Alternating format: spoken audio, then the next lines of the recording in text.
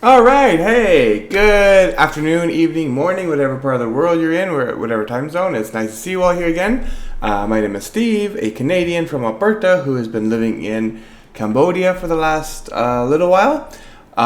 Today I want to talk about some more Canadian news, this time about ostriches. So, I don't know if anyone's been following the story about the ostriches at the Edgewood farm in British Columbia, but it's got a lot of attention.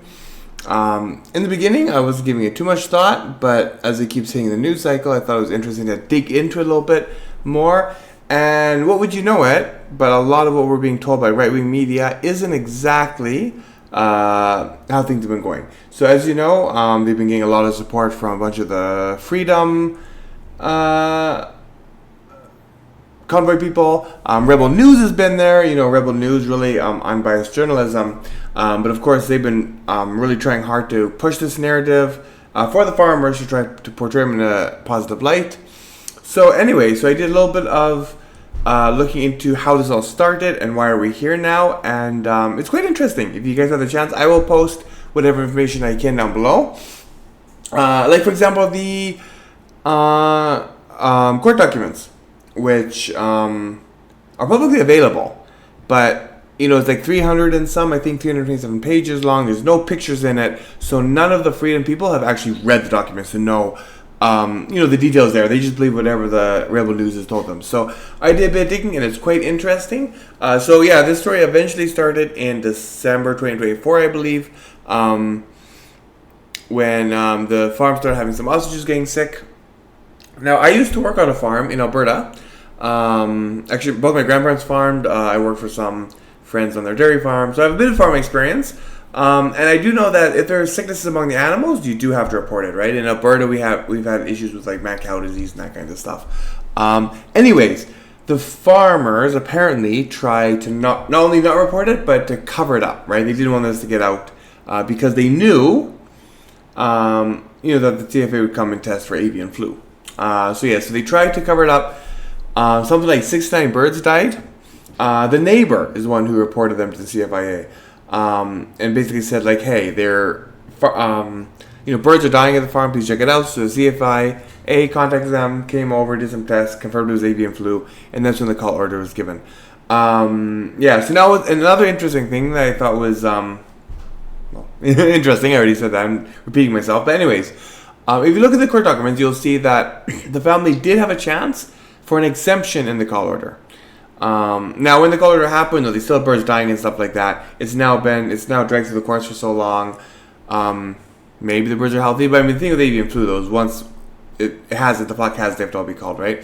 But in the beginning, they did put up a stink, and they were offered the chance for a calling exemption. Basically, they kept saying that these birds were like special, they have special genes, da da da. So they were told that they have two things that they could do to possibly get a calling exemption, right? They were supposed to show proof of these special genes that they claim the ostriches have. They're the special breed from, I don't know, wherever in Africa. But turns out that they can't prove it because that's bullshit that they just made up. The other thing is they were told that they could, they had to follow very strict biosecurity protocols at their farm, right? They had to keep the birds separated. They had to keep them like, you know, inside with ventilation, of course, but like not outside where other migratory birds could enter their pen. You know, they had to have like a section where people could disinfect going in and out, da da da, like all this whole biosecurity stuff, right? The CFIA went a few days later to inspect. Turns, they found something like a flock of 50 ducks just chilling with the ostriches, drinking their water or whatever. The farm wasn't making any effort to follow any of these rules, right? They were cross-contaminating tools. They weren't disinfecting anything. Basically, they didn't even put in the attempt. You know, they just, I don't know, thought it would go away or whatever. I have no idea. And now their biggest thing is they want the ostriches tested, right? But everyone who's dealt with the CFAA knows, and it's publicly available online too, so I don't know why they don't know this. Once it's in the flock, they have to be all exterminated, just as a precaution, right? If we don't, it can affect our international trade. Certain parts of BC already can't trade with the United States, as one example. We also trade with Japan and Taiwan and Europe, and we don't want them cutting us off as well. So It's a big deal to take this thing seriously to protect our international trade. The other thing is that a bird could test negative, technically, like false negative, I guess, false positive, false negative. But it's possible for them to still shed the virus through their feces, their urine, whatever. So they can test negative and still be spreading it.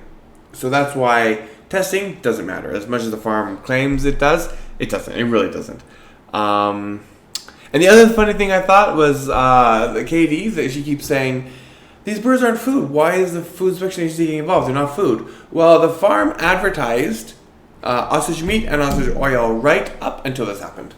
So, I mean, yeah, they're not food now because the CFIA is involved and they're all quarantined. But, yeah, they did sell meat up to very recently, right? So, I mean, again, they're just bullshitting. They could just be honest and say, hey, like, we sold ostrich meat. Like, I don't care. You know, I've actually never eaten ostrich. I'm not against it. That's what you do with poultry and livestock. You raise them for food or whatever. So it doesn't bother me. But they're making this big stink about trying to scrub. You know, they erased their website, for example. Rebel News, of course, won't do any investigating into that. The farmers told them we never ate them. And so Rebel News is like, yeah, they're not food. The farmers never ate these birds. Despite all the online evidence, the farmers deleted a lot of it. But, you know, what's on the internet stays there forever. So yeah, that's funny. And anyways, I started researching the story too because in the beginning, I kind of had a little bit of something for the farmers are going through, even though I understood that, you know, as a farmer, you have to understand all this. But then I saw videos of a standoff with the supporters of the RSMP, and the supporters were hurling insults and swearing at the RSMP. Once I saw that, I was like, no, like this is not cool. And then I did some more digging, and then I was like, yeah, these people are just trying to get attention, basically. You know, they were offered $3,000 a bird for $1.2 million, which is not more than enough to either restart all over again or just retire.